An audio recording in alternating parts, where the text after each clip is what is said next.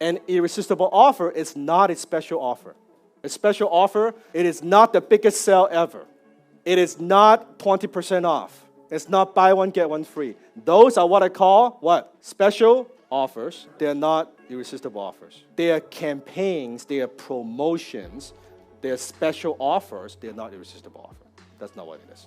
A special offer usually is one-time deal. Hey, within a period of time, in the next 30 days, December, you get 20% off, right? It's a one-time thing, or you run it every year, right? Irresistible offer is so central to the very heart of your business, it becomes your identity. You don't just say, hey, I'm going to build a business. No. You come up with the special offer, you build a business around the offer. That's what I do. Because the offer is always client-centric. You start with client-centric first, and then you go to everything else. In fact, special offers and irresistible offer, they could work together. So let's say you have your irresistible offer and you're selling that. Can you add on the special offer from time to time to sell more of irresistible offers? Yes or no? Yes or no? Yeah, right? You can do that.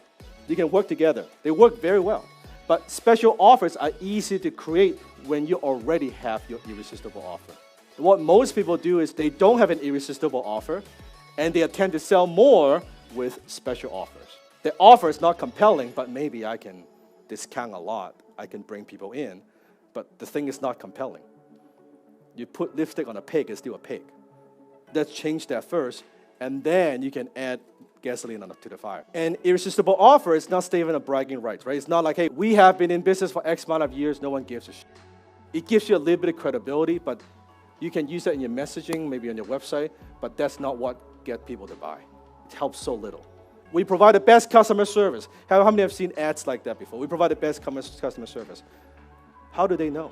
And how do you even measure that? You can't measure it. Your customers definitely can't measure it. And let's assume, let's just pretend you do provide the best service.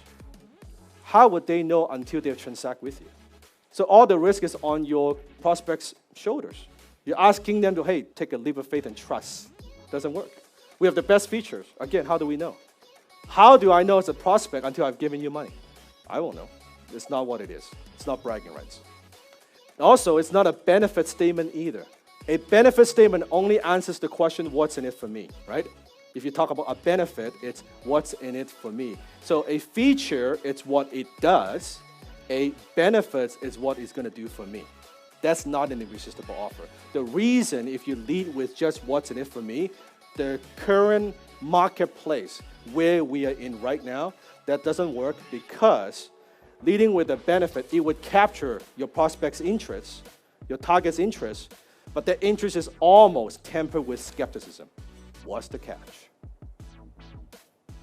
Because people have so many choices. How many agree with that? There are a lot of choices. So if you just lead with benefit, people don't believe it. Or they're thinking, what's the catch? It's like you see these billboards, and you see it in Vancouver, anywhere in the world. You see the billboard, you see, let's say, a real estate agent next to the bus, right? What did they say? Tell me. Give me an example. Luxury listing, what did they say? Isn't it the same, right? Isn't it the same as we are the best? What else? What else did they say? We buy and sell homes. You are a realtor. If that's not what you do, then what the hell do you do?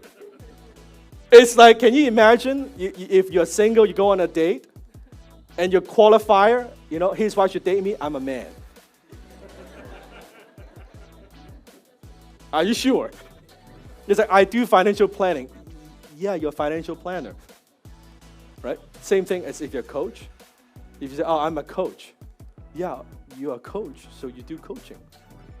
Duh. But that's not an irresistible offer. Does that make sense? Right? That's not what it is.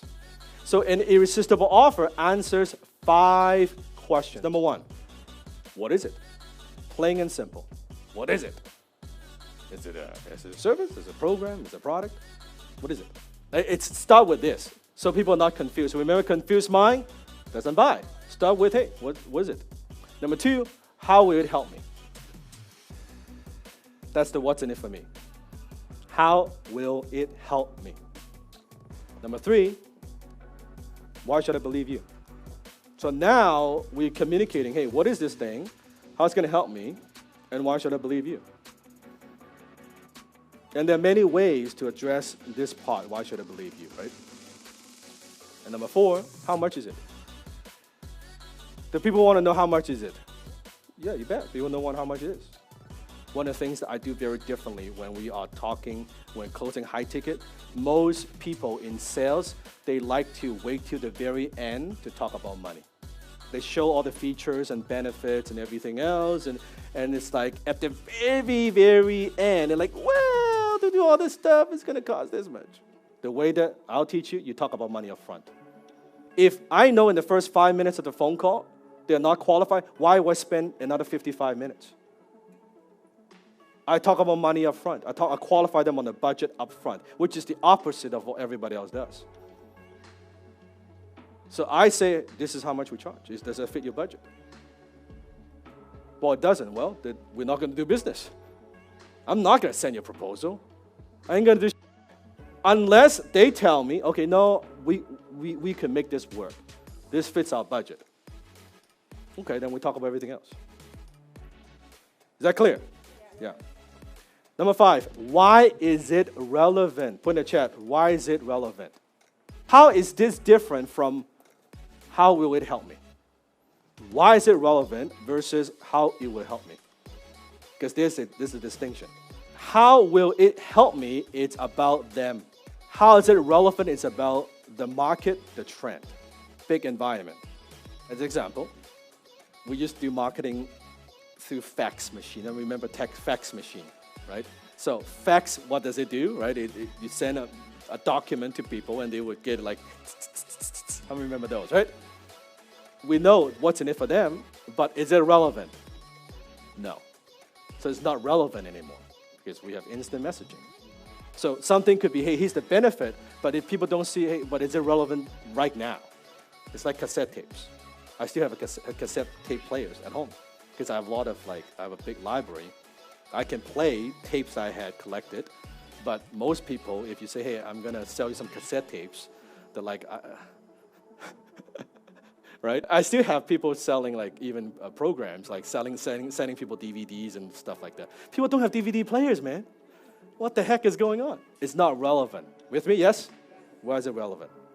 So here's the key. The irresistible offer is an identity building. What is it?